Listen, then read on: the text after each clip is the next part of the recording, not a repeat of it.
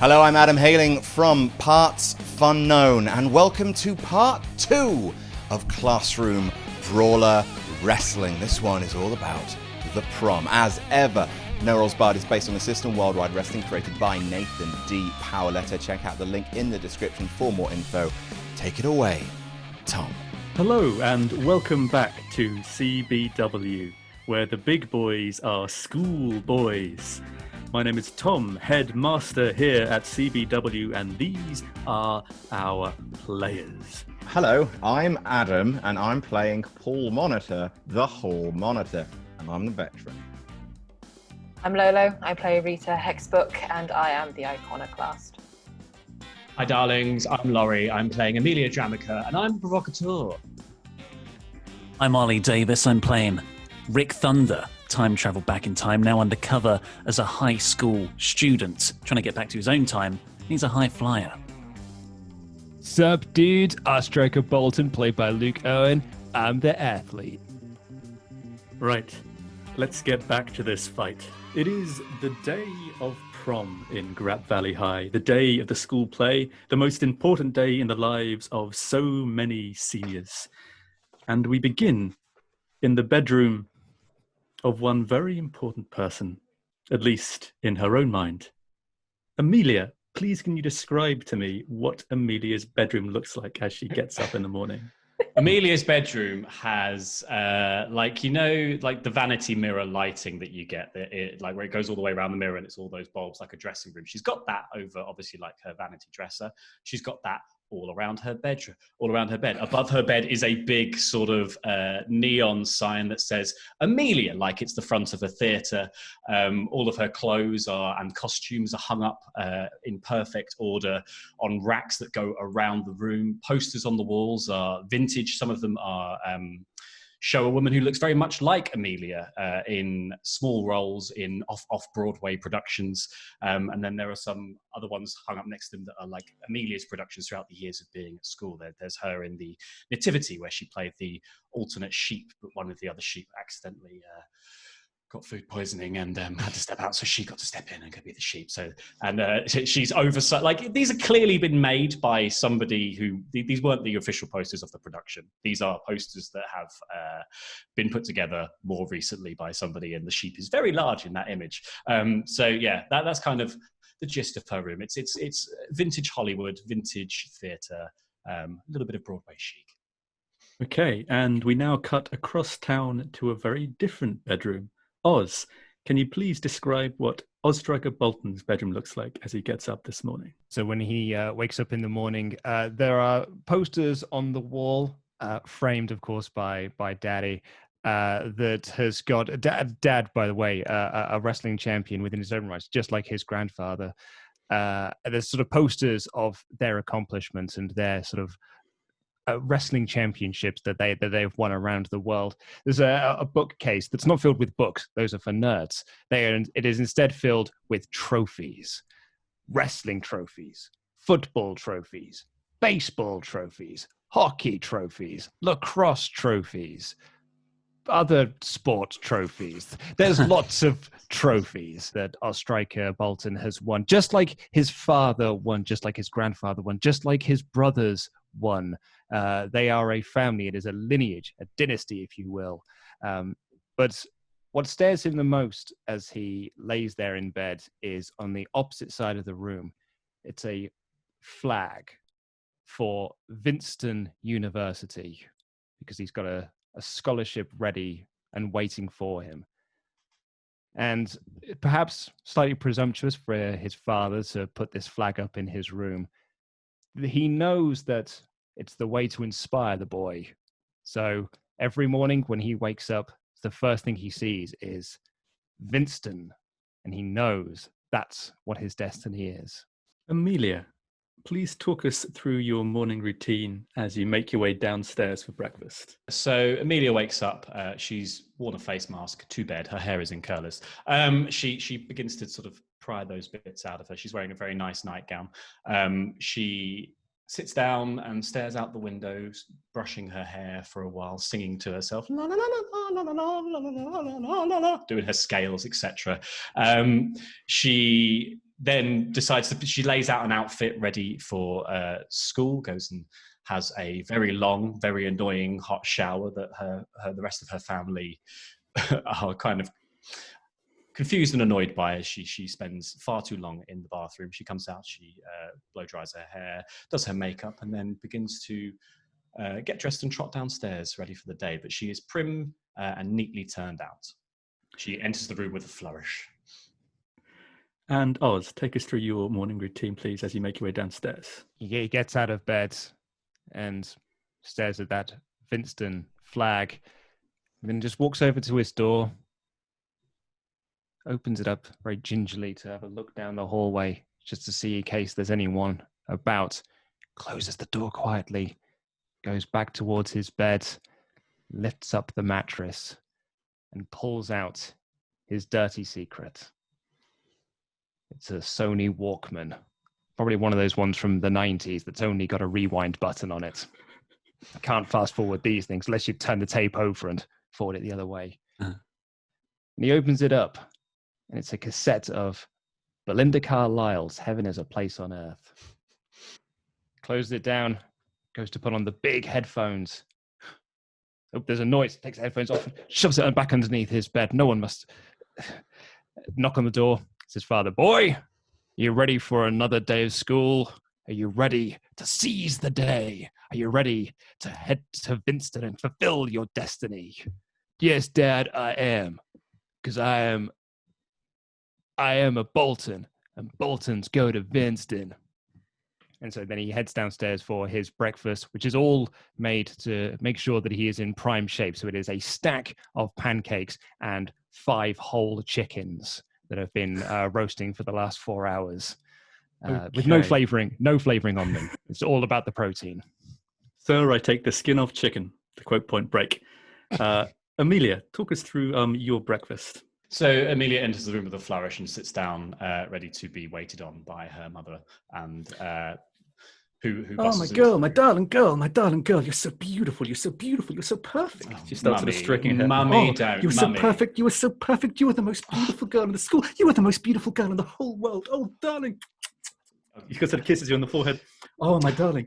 You're going to be a star. You're going to be a star. Oh, no, sorry, don't let me interrupt your nutrition. Please. I'm not here. She just scampers away into the corner of the room. And so Amelia's breakfast is yogurt with fruit, but there are various other items scattered around, almost like a rider. There's M&Ms with all of the yellow ones picked out. There is a bowl of fruit, but it's all been pre-peeled, including the grapes. And so, yeah, she's just got she's been given a star's breakfast, let's say. Your mother sits down next to you as you start to eat. So perfect, my darling, so perfect. You're going to be a star. You're going to be the biggest star in the world, darling, the biggest star in the world. Tell me, what do we always say? Well, you can't spell drama without dramica. Obviously, you have to move some of the letters around, but we get there in the end. That's my girl, and you can't spell dramica without dramic. You can't spell my girl. She starts smothering kisses again. Mummy, would you? Be so proud. You're going to make me so proud. Mummy, you're going to be the star. Lines with me, Mummy. Oh, would you? I would love to, dear. Please. Yes, of course. I would love to. Oh, let me. I'm not quite ready. And she dashes away. Just sort of poofs her hair up in the mirror and comes back. Okay. Hey, give me my words. Well, let's do a bit of let's do High School Musical. Oh, I don't think I. Well, give me the script. I'll do my best. You'll be Troy, and I'll be whatever her name is, the other one, the one that isn't as good as me. I'll be Amelia. You know what? I'll be Amelia. You be Troy, and you just tell me how great I am. Well, I'm sure Freud would have something to say about this, but let's go.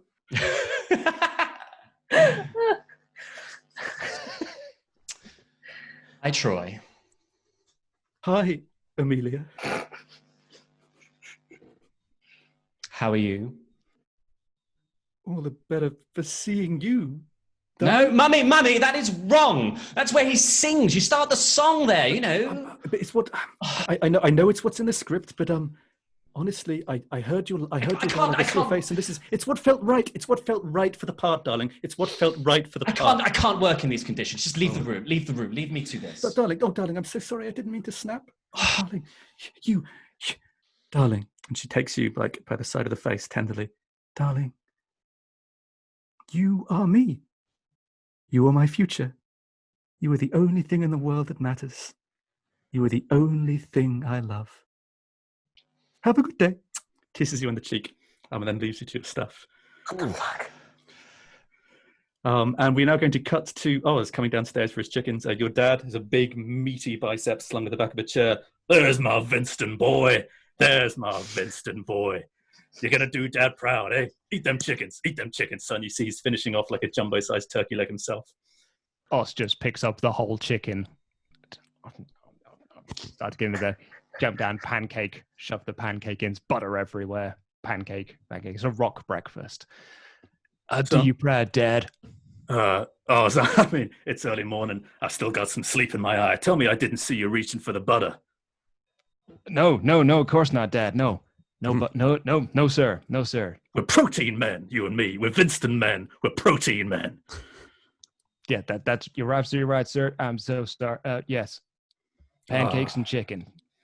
So, son, tell me, it's your big day. How are you feeling? I'm feeling good, Dad. I'm gonna be at that wrestling game, and I'm gonna impress. You're not gonna be at that wrestling game. You're gonna win that wrestling game. We don't use words that aren't win. Win is the only verb we know, son. Sorry, sir. As he leans forward, as sort of his shoulders flex and his shirt just kind of rips a little bit, not quite able to contain his muscles. I'm sorry. I'm always cranky when I haven't had my coffee. I love you, son. Love you too, Dad. Yeah, I'm going to win at the wrestling game tonight. I'm going to impress those scouts, and I'm going to go to Winston just like you did, just like Bobby did, just like Bobby Joe did, just like Bobby Mark did, like your granddaddy did. It's a Winston legacy. Every Bolton boy has gone to Winston. Every Bolton boy. It's in our blood. It's in our genes. It's in our destiny. Men like you and me, wrestling is the most important thing in the world. Wrestling is where we are supposed to be. I'm going to be so proud of you, my boy. I have looked forward to this day since the day you were born. Me too, Dad. Me too. Do me proud, son. He rips off another giant turkey leg and just sort of pulls off all the meat in one massive bite. I'm just going Do me proud. Sadly eat some more chicken whole. That's my boy. A desperate Dan. Another school day starts in the sunny town of Grap Valley, in the unequaled high school of Grap Valley High. Once again, classes are yet to start, and once again, something is happening in the parking lot. The broad-shouldered, handsome-faced body of Rick Thunder is striding across the lot towards his car, and walking in lockstep with him, the lean and wiry figure of Chip, carrying a really gnarly-looking metal contraption. Something made of, there's sort of bits of exposed wire sticking out one end. There's like random sort of antenna dishes and little motors and microchips visible. And right in the center, something seems to be sort of glowing in a sort of blue kind of buzz. Stranger, Rick Thunder, I'm sorry to say that time travel, as far as my studies have gone, is theoretically impossible, but one could perhaps travel in space. Well, you know, with traveling in space right now, it's called walking, but travel in space through dimensions. Sidestep, if you will, into another plane of reality. It's all theoretical. This is a very, very experimental device, but I am duty-bound by QC law to grant you this boon. I must warn you 2 things about this contraption. 1, it has never been tested. And 2, if my calculations are correct, the only way to breach a hole in space itself is if this device manages to move at the speed of sound. I'm sorry, this is all I can do, but I think you can have a hard time finding something that fast here at a high school. And he lunks the big object over to you. Thank you. I take it a lot easier. There's no weight to me. Thank you. I'm sorry again that I had to beat you up so much yesterday. I hope you understand now that I've told you my long and contrived backstory. And I need to get home to season 1 love interest, Judy Lovely. And I'm going to do it with the help of my friend, my best friend, Danger Zone. Originally a plane, then a car, then a horse. Actually a robot in there. And now back a car again. And I think if anyone can go at the speed of sound, which I imagine is north of 90 miles per hour, it's going to be this guy. Ooh, all is forgotten, Rick. And he looks down towards a massive plaster cast around his groin. All is forgotten. I understand desperate times call for desperate measures. My hands were tied. Well, you didn't need to go for the groin, but all of the past, if you're pardon the pun. Well, he puts a small, strong hand on your shoulder. Good luck, Rick Thunder. And good speed. Thank you. And good luck finding a date for the prom. I'm sure you'll Dude, sure I've you'll got get 2 one. dates for the prom. I do pretty well, thank you very much. My boy, Chip. Later. Chicks dig the brain. So you're the comic relief side character in the movie. Life isn't a movie, Rick. No. I wish you good luck. I wish you not just good speed, but supersonic speed. But I'm afraid I must return to the lab where my other experiments await me. If you're ever in this dimension again, seek me out, old buddy. Seek me out. And he raises a little fist to fist bump. And then with a wink, he makes his way back to the school. And you're left there next to Danger Zone with this big device in your hand. Beep, beep, boop, beep, beep, boop, boop, boop, beep, beep. Yeah, let's try and hook this up to you, man. Let's get this science on the road. Because where we're going, we'll likely need a really long road if we want to hit that speed. Beep, boop, boop, beep, boop, boop, boop, boop, boop. Yeah. What was that you said? Beep, boop, boop, beep, boop, beep, boop, beep, beep, beep, beep, boop, boop, boop, beep. I need to go back down to the quarrel thing to see if my new best friend Ozzy is okay. The door of the car opens up sideways, as it does, as this Pan Am. It rests on your shoulder, and beep, boop, boop, beep. You know these words. You know these beeps mean very specifically. I'm sorry, Rick, but it's time for us to go. Okay. Well, I hope Ozzy sure does do it. He really seems to like wrestling, and he hates nerds and drama. But for us, let's finally get back home, Danger Zone, and get on with season 2. Okay. What do you do? Oh, okay. I hook the science up to Danger Zone. I do this by just putting it in the trunk. Just put it there. It'll sort itself out. And I get in the car. Thing closes. Start flipping a load of switches because the interior is a lot like the cockpit of Danger Zone, the original form of a pilot, sort of fighter jet.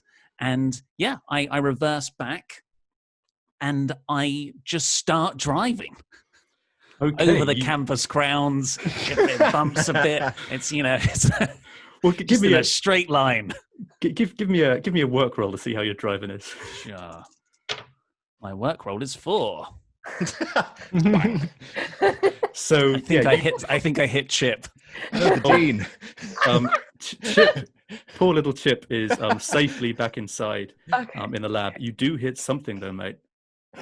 On your way out, as you bump over a crown and almost knock into the Welcome to Grat Valley High sign, as you sort of swerve around the corner onto the main road itself, you clip the side of a big, heavy, gnarly-looking motorbike. And you look to see 6 big, meaty Harley Davidsons with 6 big, meaty-looking students sitting in the back, and with heavy leather jackets on the back. You sort of see a screaming face in crimson colours emblazoned on the back of each of these jackets. And they all look straight into the windscreen of your car, glare at you, and start to rev the engine. Roll down the window. I'm so sorry about the sort of scratch there. I'm just trying to and I wheel it back up and I start driving again. You nicked my hog, bro. And okay, give me a. I guess it's going to be a look roll to see how fast you can go. Okay, my look is 0. It's a 9. Okay, you rocket straight down the road, like past some local businesses, zip through like a suburban area, and you're now basically passing by a lot of neatly sort of white paneled colonial houses in a very nice neighborhood. And you hear sort of out the back of your ear and through the car's external to internal speaker system, like vroom, vroom, vroom, and check in your rearview mirror. 4 nasty looking motorbikes have managed to keep up with you at this point and are just hanging back behind the car. You nicked my hog. You nicked my hog, you son of a bitch. Well, I'm really sorry about that, but I need to get home. I don't have any insurance in this time, so I'm just going to have to get rid of you guys. I'm really sorry about this. So the doors open. Danger Zone kind of takes over for me and hits the brakes. And when it hits the brakes, the doors open, just take out 2 of the motorcyclists either side of me. Okay, so you're going to definitely need to make a look roll on that. There's going to be a look roll per cyclist. So that's 7 for the first one. And it's 7 again. Hey! So first up, you see like a really sort of nasty looking guy with like a lot of cuts and scars on his face, like one nasty slash over his eye, a few teeth missing. He's got hate and hate tattooed into both hands. And just as he's pulling up to the side of the car, like the doors open, clocks him in the head, and he flings off the back of his bike. The one who's been speaking to says, "No, psychopath! You'll pay for this." And then another one sort of drives up to the next door. He's missing one eye entirely. He has an eye patch over one eye. And again, clunk, the door goes up, knocks him in the head, and he spins back off his bike. "No, Cyclops! You'll pay for this." And then the other 2 cars then pull around the side of you. And one of them gets a chain. One of the riders gets a chain from inside his jacket and starts swinging it around his head and then starts lashing out towards the car. You can see he has tattoos of sharp, like carnivorous teeth all the way up the side of his cheeks, right up to his ears. What are you doing?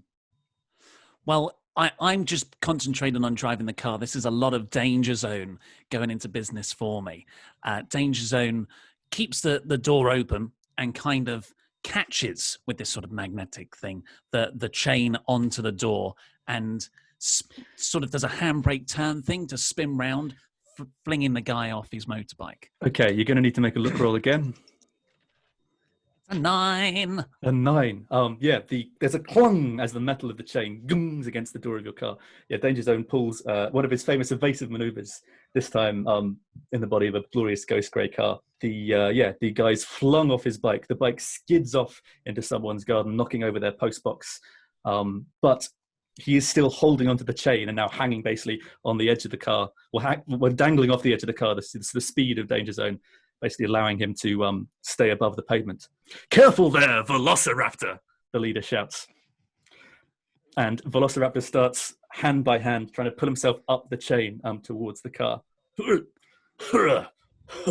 What are you doing? Well, this is quite an easy fix. Danger Zone just demagnetizes the door there, and the chain and the guy go flying off backwards. Okay, make a look roll for that.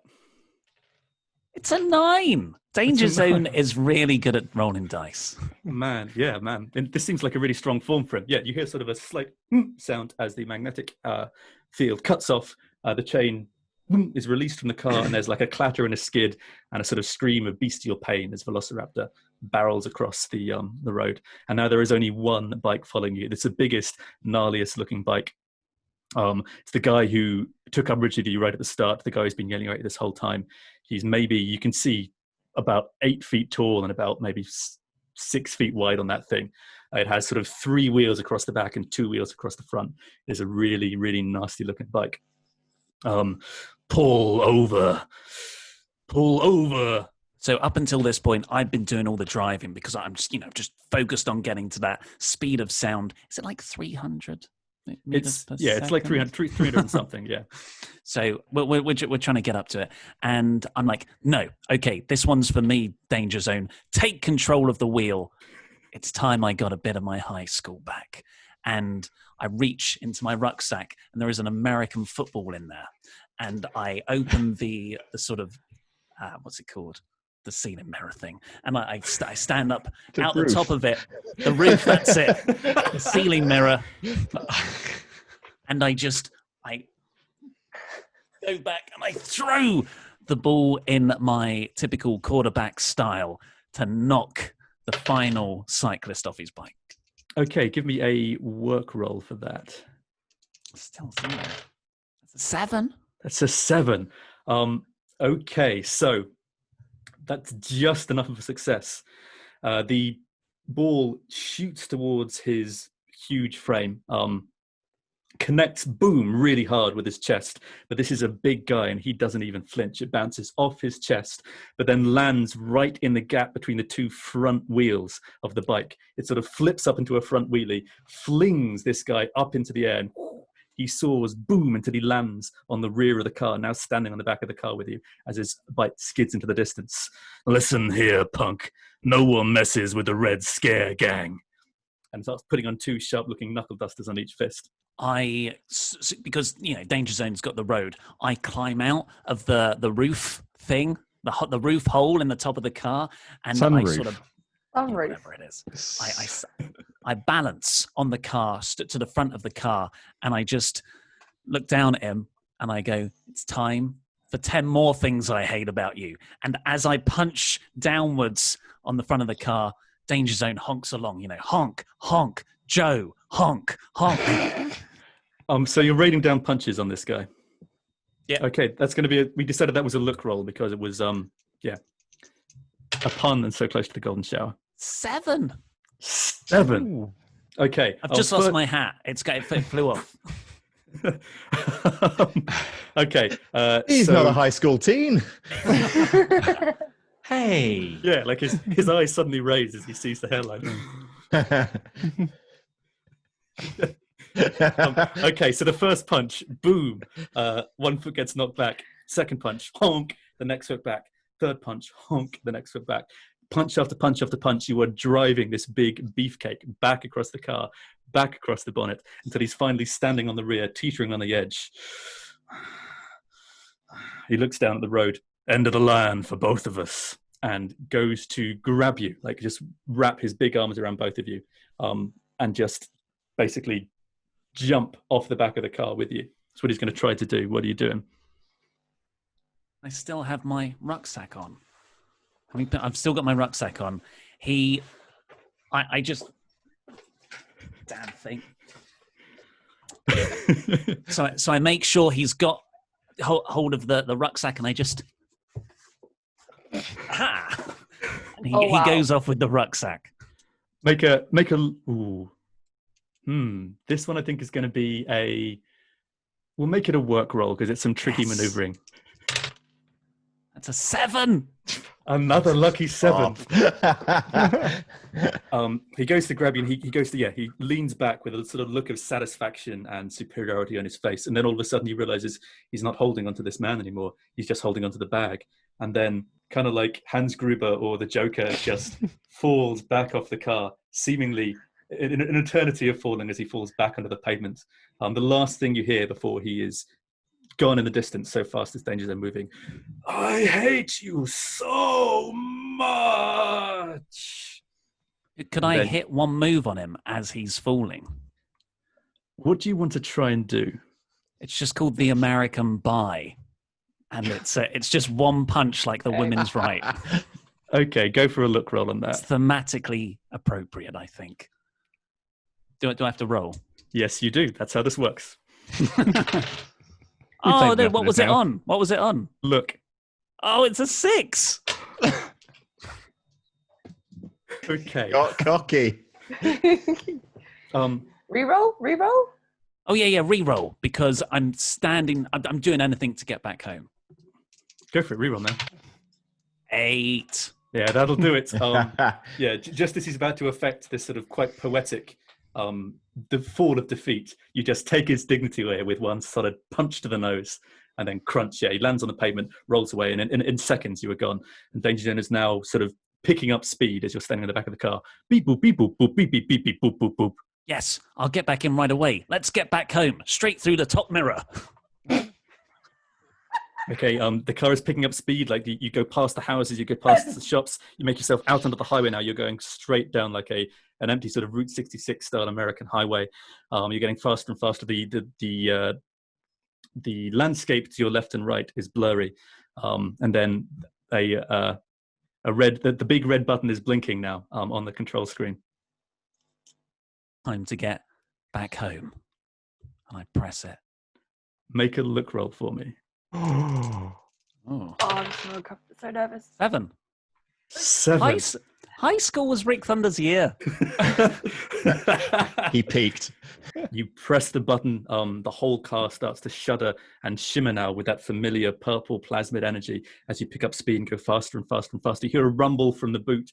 There is like a metallic crunch and groan and a boom as the device seems to have exploded in the back of the car, and this sort of blue light that was crackling in the center of it spreads from the boot, spreads to the side of your seat, spreads to the windscreen. All you can see now in front of you is this beautiful dance of colors and shapes and abstract concepts in the ether itself. Danger Zone says to you, beep, beep, boop, boop, boop, beep. Beep, beep, boop, boop. Yes. And then, zoom, you are gone. But to where? We now find ourselves back in high school. And Rita, could you please tell us all what your lair looks like? Well, if you go into the men's bathroom, and that familiar smell of, you call it fecal smell? You can call it fecal, yeah. Shit smell. And you go to the furthest urinal, which no one uses because it's so disgusting. It's all backed up and gross and horrendous. Why am I always so disgusting? I didn't even mean to be this disgusting. And it's happening, so lead into it, right? So I go to the urinal, the one that's the most disgusting that no one goes near, and I pull the flush, and it opens a secret gateway to a tiny little hole in the wall, little layer, and in the layer is very much a homage to Gotham, and there's like dead crows and salt on the floor, and just general like anarchist symbols everywhere. Okay, what I'm going to ask you to do now, Lo, is take us through some of your greatest acts of anarchy. So first, tell us, what was the first act of anarchy you committed back in nursery? Okay, well, it's simple. It was the arts and crafts, and I just took the black paint and painted the anarchist symbol on the wall. It's amazing that I even knew it at that age. It was just in me. Okay, and very quickly, Paul, tell us how you were too slow to stop that. I got into my red and yellow plastic car that we all had, you know, the really tall one. I affixed a little kind of siren to it, and I tried to pedal after her saying, "Oh, no, you don't!" But she had undone the front two wheels on the car, and I rolled forward like a big egg. Okay, we fast forward now to kindergarten. Rita, tell us your most iconic act of disruption in kindergarten. In kindergarten, I took all the chalk, ground it up into dust, and then laid it out on the entrance of the room. So when anyone came in, they'd slip on the really fine, dusty floor. Or onto the Kevin coccyx, James and that really movie. stings. Yeah. Coccyx face, there's 3 people, multiple injuries. Yeah, man. I feel like this episode is unofficially sponsored by Kevin James. We still like you, Kevin James. Please be on the show. Adam, tell us how you were too late to stop that. Well, I rush after her saying, "Oh, no, you don't!" And I, of course, slip and fall on the chalk and land straight on my face. Okay, and we fast forward now to elementary You school. gotta be kidding me.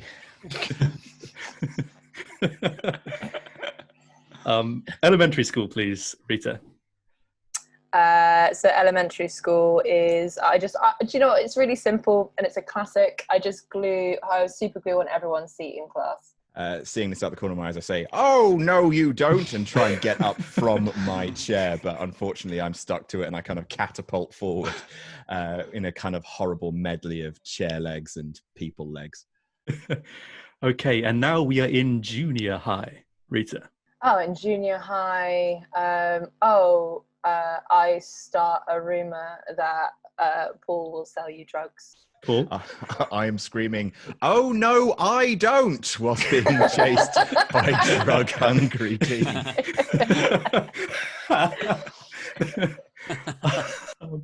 And Rita, finally, your last big stunt in senior high. I wanted to return a homage to where I started, with the anarchist symbol and the chalk and the rumors all in one. So I draw anarchy signs on the floor in lube on all the hallways in the school, and blame it on Paul. Tell everyone it was Paul. I don't know why they believe me. It seems ridiculous, but they do. Okay, so everyone just slides around with slippery anarchy symbols. I see what she's doing, and I scream at the top of my voice, "Oh no, you don't! Oh no, you don't!" Rush forward. I slip immediately forward, and I just I crash through classrooms. I crash through the students' lounge. I crash through the principal's office. I crash through the gym, getting hit with dodgeballs as I go. Dodgeballs sticking to me. Actually, no, they wouldn't stick. It's not. That's lube. So I just crash. I crash forward, crash out onto the street and into oncoming traffic. Jesus. Oh wow! Ooh, okay. I didn't even take it there. So, lastly, then, Rita, please just tell us the last thing Rita does to prepare for the biggest act of anarchy in her career. I've got a cauldron, and I'm putting a lot of effort into obviously cutting fruit and making it look amazing. It's like the most delicious looking alcohol-free Pimm's majestic thing. And then I am taking the bottle of fast-acting laxatives and not giggling or moving my face, just pouring it in and stirring it, and as it fizzes and bubbles, it just really enjoying it. We dwell for one moment on the inscrutable look of anticipation on the emotionless face of Rita Hexbook, and then fade to black, and we find ourselves back again once more in the ring. Making their way to the ring, hailing from the heart of the nation, America's sweetheart, Amelia Dramica. The single spotlight comes down from the ceiling, and Amelia is head down on the ramp. And she starts to sing, I will best anyone who wants to test just how strong this little songstress is at this here fighter fest. I'll suplex you, submit her. If I win, it'll be a swerve. Try to beat me? That's ridiculous. Don't believe me? Just ask Nicholas. And she points over to a guy who's in like a full body bandage. And you can see just like ballerina pumps sticking out the end of it, a tube coming out of the mouth. She carries on. He can't sing, he can't dance, but look at him. He is entranced by a performer here that's never second best. So ring that bell for me and count the 1, 2, 3, because I will best, because I'm the best. Yes, I'm the best. Oh, God. Maximum Backstage. effort. Incredible stuff, Laurie. Incredible stuff. Has to regain composure. She's pretty pissed off. Backstage, very briefly, we see one of the announcers with his hand patting Oz on his back. Simple, Oz. You win. You're free. Now, making his way to the ring, hailing from right here in Grap Valley, the hometown hero, Oz Striker Bolton. School music sound things. He just sort of strides into the ring a little bit dejected. He doesn't want to get in the ring with this nerd, and he steps through. He actually sees another nerd just in there, and he just goes, nerd. And he just steps forward and just looks Amelia Dramica in the face and said, drama dude, I don't want to do this. You don't want to do this. Let's just call it off, man. I got a big wrestling match I need to do. I got to impress my dad. So, like, just submit already, man. And we can just, like, go where you could just go on being a nerd, doing your nerd things. Do you understand what you've done? Do you understand how much work goes into something like rewriting the works of Shakespeare to make them also a musical? Do you know how much effort I've put into practicing the character of Lady Macbeth? Do you know what stock I'm from, you pathetic jock? You've ruined my performance. This is the highlight of my high school career, you fool! It's my high school career, dude. I've got to win a wrestling match and get my scholarship, you idiot. You're going to end up working at a 7-Eleven. I'm going to end up on Broadway. Like my mother. I'm from Stock. My mother is Brasi Tusquet. She was a performer in Off Broadway, and she was in Greece, you know. She was the sixth Pink Lady. They had to cut it out of the film because she upstaged Olivia Newton-John. You're going to amount to being on stage, underpaid, living in a shithouse apartment, doing nothing and being nothing but a nerd. Ding, ding, ding, ding, ding. To live forever. As a nerd. I just launch at him.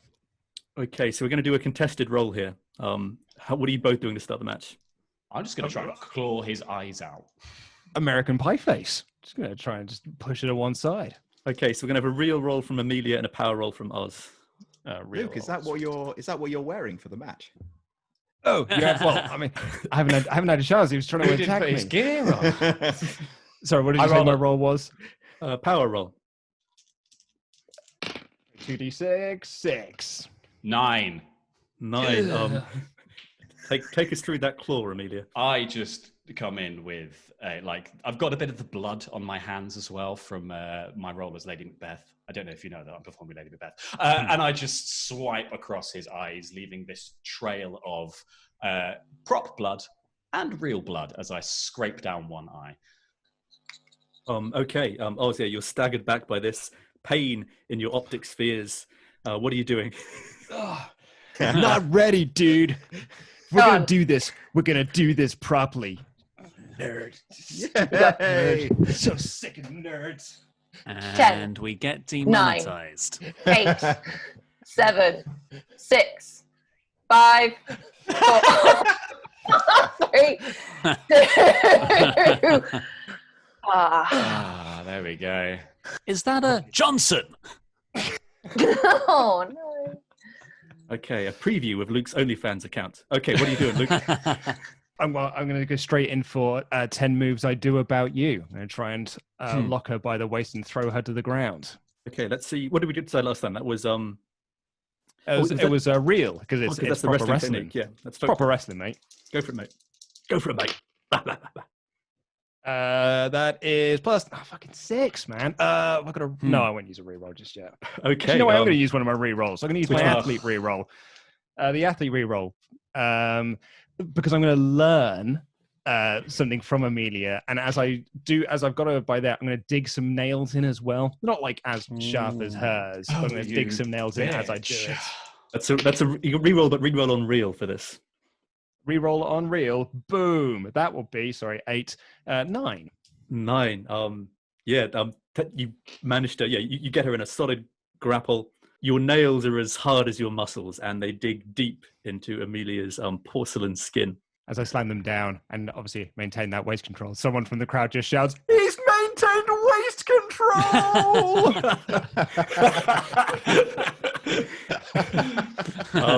How are you retaliating, Amelia?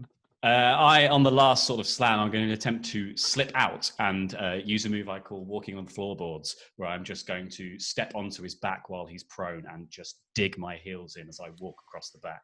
To be fair, I'll let you choose in this because you've hit 3 areas really nicely. This could be a work roll for the slipping out, or you can make it a look roll because it's a good pun.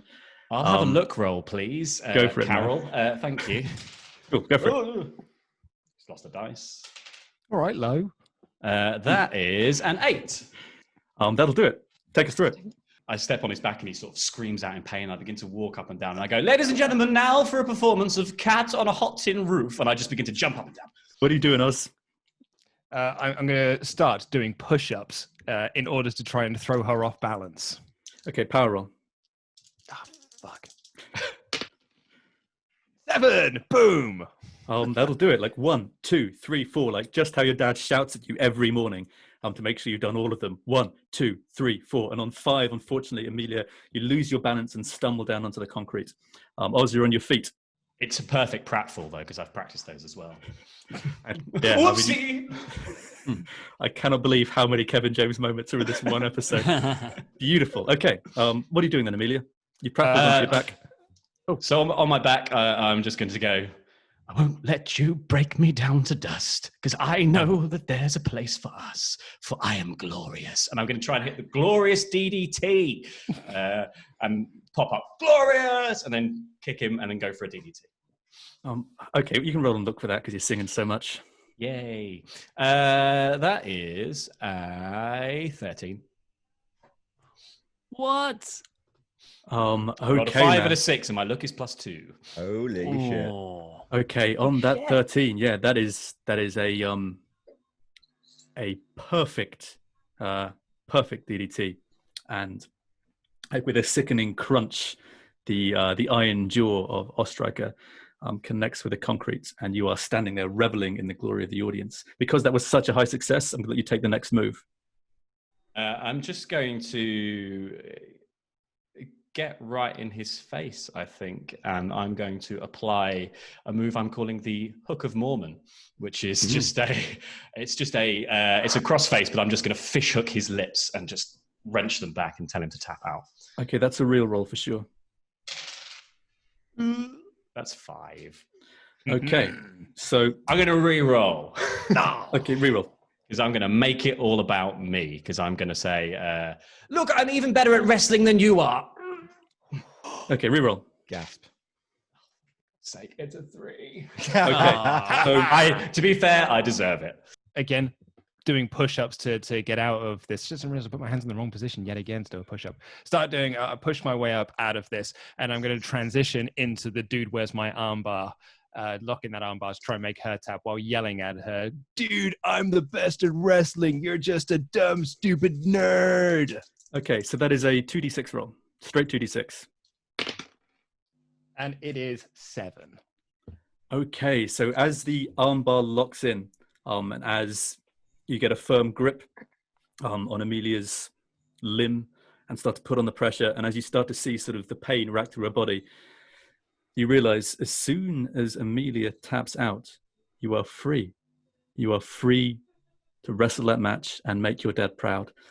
And as you watch her body rack in pain, your mind is cast back just a day ago to a conversation you had with a friend you made in the ring.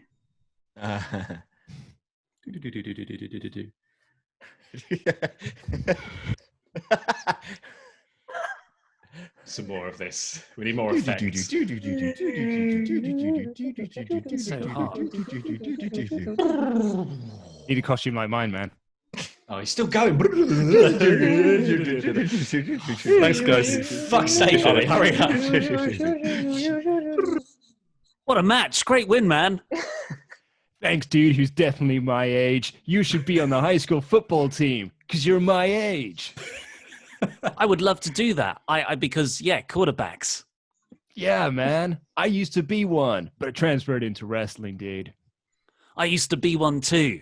I mean, I would love to be one. That's right, man. Same age.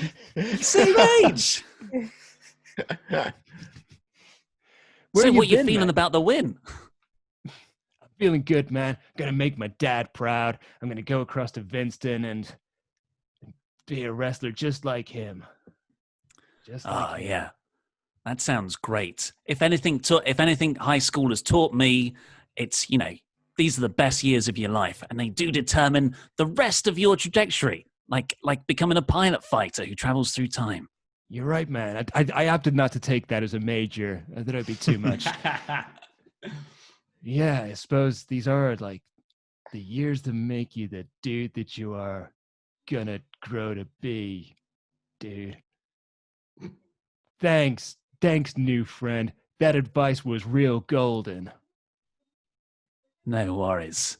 Now, make sure if you want to go gold or silver in the match Silver? tomorrow. As your new friend turns to leave, you see just a little document flutter out of his pocket, and he's gone before you have time to speak to him about it. But Dude, you look at a little photo.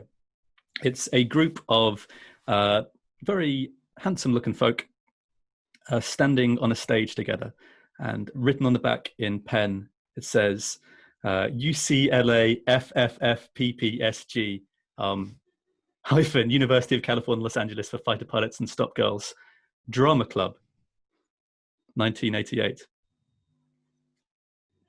And right in the center, with broad shoulders and a handsome face and a Dorito-shaped body, is Rick Thunder, arms around two other drama club members, beaming away. starting to think he's not the same age as me. Okay, and we come right now back to the present day as you are locking in that armbar. With all that in mind, I just let go of the arm. I climb off Amelia and help her to her feet. Dude. Ooh, baby, do you know what that's worth? Ooh, heaven is a place on earth. They say in heaven, love comes first. We'll make heaven a place on earth. Well, there's something there, darling. We can work with that. I think I want to sing, dude. Well, that's fabulous because you're going to have to. All right. Your winner, the theater. Ding, ding, ding, ding, ding. Yeah. Theatre never wins. Don't do that. Theater, the house always wins. That's the problem. Okay, we now cut several hours down the line. The classes are finished for the day. Students have gone home. They've got gussied up in coats and tails, beautiful dresses, fancy costumes, and are now gathering for the most important celebration of their social calendar in a storeroom behind the gymnasium where the snacks and drinks for prom are kept. A emotionless, eyeshadow wearing anarchist makes their way to the door. Not a single expression passes their face. Not a smile, not a blink, not a wink. It is a stony slab of pure stoicism.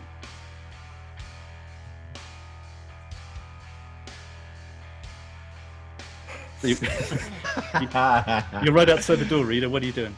I've decorated my cauldron to look stunning. Like it doesn't look like a cauldron anymore. It looks like a flowery, happy thing of joy. In fact, it kind of burns my hands to hold something so happy. And I'm putting it amongst all the foods and drinks and stuff. Okay, well, so as you open the door then to bring your cauldron in, you instantly see you are not alone this time. Shock. Oh, no, you don't. Paul Monitor is also there. He's got Sherlock Bones with him. You know what, Paul? I've always been extremely disappointed in you. Sherlock Bones? Could at least been Furlock Bones. I growl through gritted teeth. You are creative. You are smart. You are ambitious. And this is what you do with it. Get her, boy! And I throw Sherlock Bones at her. Okay, so how are you responding? We'll do a contested roll as always. It's going to be a look roll for Sherlock Bones. What are you doing, Rita? You just threw a dog at me. He threw a crime dog at you. A crime dog at me. Can I ask what the dog is doing? Because if it's just the weight of a dog's body being thrown at me, or is he like an attack dog? He's a really good friend. He's a best friend, and he's a stuffed dog. So it basically would just. It's more of a distraction than anything. Hang on, wait, sorry. So he's not a real dog? I'm so sorry to want to tell you this, Rita, but Sherlock Bones isn't real. Shh. He doesn't know he's not real. Okay, what are you doing, Rita? Okay, he's a stuffed dog. Then I He's just a stuffed dog. catch him without even emotion and just rip him open. Okay, so that'll You be threw your dog at me. That'll be look versus work because you're trying to catch something thrown at you. Okay, so Work, your you say? look, Paul, Rita's work. Yeah. is my look still -1 because of the fecal mishap? No, I had in it's episode 1? reset in the new match. Don't Okay, worry. Cool. Someone's repaired your glasses. Chip did it. No, I've got a 6. I've got a 6. What'd you get, Rita? 7. No, I'm re-rolling. No, it's Sherlock Bones. Okay, so I'll kill you. I am going to. My face re-roll is standing up for what I believe in. Yes, that's right. So I believe wholeheartedly that you should not murder a man's only friend. It's a stuffed animal. John Wick believed that too. Your face roll is very specifically mechanically linked to your belief in order out of chaos. So you're going to have to find some way to blag your gimmick reroll, which is Preserving high school tradition. Yeah. If you can't justify either, then that dog is. Then I'm so sorry. No. Okay, so he's my mascot, like a high school mascot, and I'm Not gonna preserving. I'm sorry, man. You let Lola get away with so much. I want to save my best friend's life. Kill the dog, Lolo. No. Oh, sorry, that was too much expression. Let me do it again. No, Yes. too much. I can't do it. So yeah, as your best friend in the whole world is torn asunder in front of your eyes, you look into the expressionless face of someone who just doesn't care how much they've just hurt you now. Right. I've spent my life asking for people's hall pass. Now I'm going to show you mine. And I put on my pass knuckles, which are brass knuckles with the words hall and pass written on them. And I go in to deck Rita Hexbook. That's going to be a real roll. Oh, it's -1 though. So it's 7. 7. What part of the body are you aiming for? The fucking face. Yeah, so it's a strong right hook. Crack. Which is the right hand and which is the left hand? Hall and pass. Yeah. So when I do that, hall. Okay, so yeah, the strong right hand from Hall just clocks Rita straight across the jaw, knocks a tooth full out, flies into the air and lands inside her cauldron. A little bit of blood starts to drip from the gums. What are you doing, Rita? I'm still very much emotionless. The tooth's just kind of fallen out, just gone straight in there, still not moving. Which one did you use? Which one was it, Hall or pass? Hall on the right hand. Okay, so I've got Hall like showing up on my face now. It's nice and red and getting a bit puffy. Oh, there she is. Gross. All right. No, I've activated and then I just say, "Oh, you're like a goth to a flame," and then I just go for a knee to the crotch. Real, yeah, that's real. Yeah, it's real. Yeah. Yeah. Go straight for the dick. Rick Thunder knows. +1, so that's 6. Not quite. Tell us how you keep your groin safe, Adam. Well, what kind of hall monitor would I be if I didn't have superb leg strength from patrolling the corridors all day? I catch her foot between my rock solid thighs, and I look at her and I say, just like your parents every time you've acted up, just like your teachers every time you've turned in your homework late or not at all, and just like everyone who's ever wanted you to be more than you can be, but you've disappointed them, I'm going to give you a pass. And I try and get her right in the face with the other. That's a real roll then. I shouldn't be rolling on real, but my best friend is dead. You say not to rub salt in Oh, the wound, but I son of a bitch. Yes. So that is 11 - 1, 10. Oh, that'll do it. Yeah, your left hook swings around this time, like your fist clenched, and then crack. the pass knuckles implant the word pass in the other cheek, perfectly symmetrical with a mark upon the other one. Another tooth, the exact opposite tooth from the other side of the jaw, also flings out, shoots across the room, ricochets off the wall, and then tinks back into the punch bowl again. It is now two-teeth punch. The blood is coursing through your veins in your brain. What are you doing, Rita? I think I've kind of hit the floor a little bit. Can I try and scrabble to get the stuffing of the dog and thrust it into his mouth? Yes. That'll be...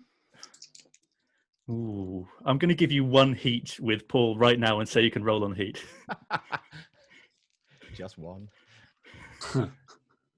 That is 9. Yeah. Oh no, 10. Right. Okay. So yeah, you was- effortlessly grab up the stuffing, the innards of the departed best friend of Paul Monitor, shove it inside his mouth, and with the force of that shove, you both sort of stumble out the door into the corridor, stumble through another door, and fall into another room across the hall. You recognize the soft velvet floor underneath you and look up to find yourself now scrapping in the theatre as the play is still going on. Amelia and Oz, can you give us just the briefest scene from High School Macbeth right now? I'm just reading off a soliloquy at Oz. Oh, never shall sunlit morrows see your face, my thane, is a book as where man may read strange matters to beguile the time.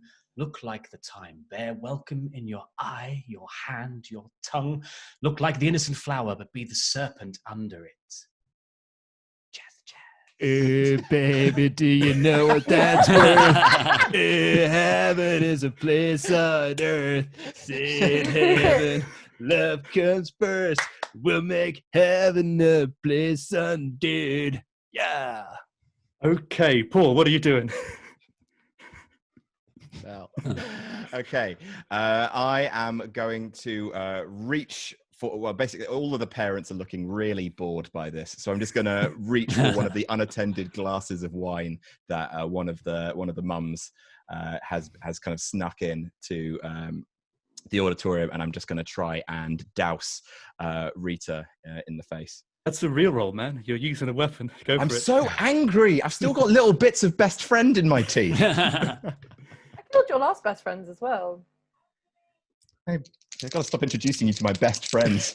I'm sorry. All right, so that is real. That's 8. That'll do it. The the wine splashes in your face, Rita.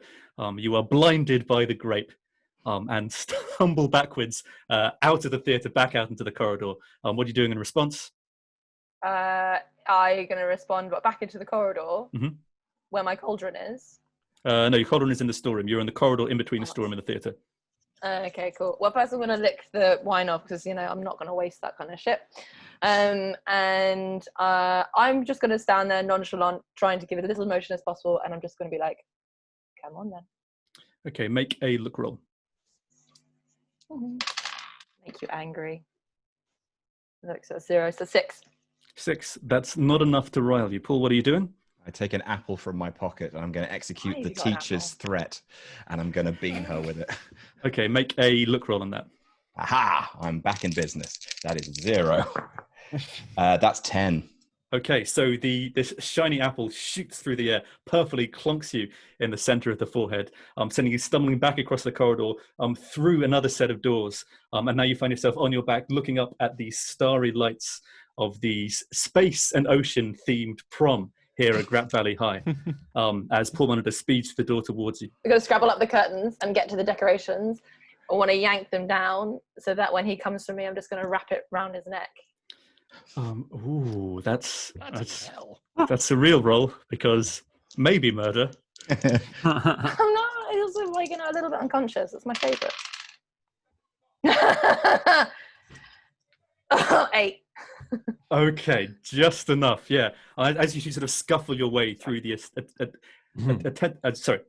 as you two, you can tell the heat's getting to me now. As you two scuffle your way through the dancers and students back towards the stage, where the sign "Enchantment Under the Sea and in Space" is hanging above the band. Yeah, you manage to maneuver the fabric around the neck of Paul Monitor and start to choke him out. Paul, you are being asphyxiated by the person who murdered your best friend and then made you eat him. What are you doing? I realize that if I black out now, then the cauldron will be introduced into the prom, and then the biggest night of everyone's life will end in the worst kind of mess. So I realize I have to try to do what no one else has ever done. I have to try and get through to Rita. Okay. And I say to her, do you know why throughout your life it's always been me who's tried to stop you? Tell me you were my long lost mother. No. Oh, It's because unlike everyone else who's just accepted you for who you are, I've never given up on you. You think that you have to cause chaos because this town is so small and you are so large a person, but I just want to tell you, oh no, you don't. No Untouched. rolls on this one? No rolls on this, just your decision purely here, Rita. I will take the punch bowl out of the prom if he drinks a glass of it.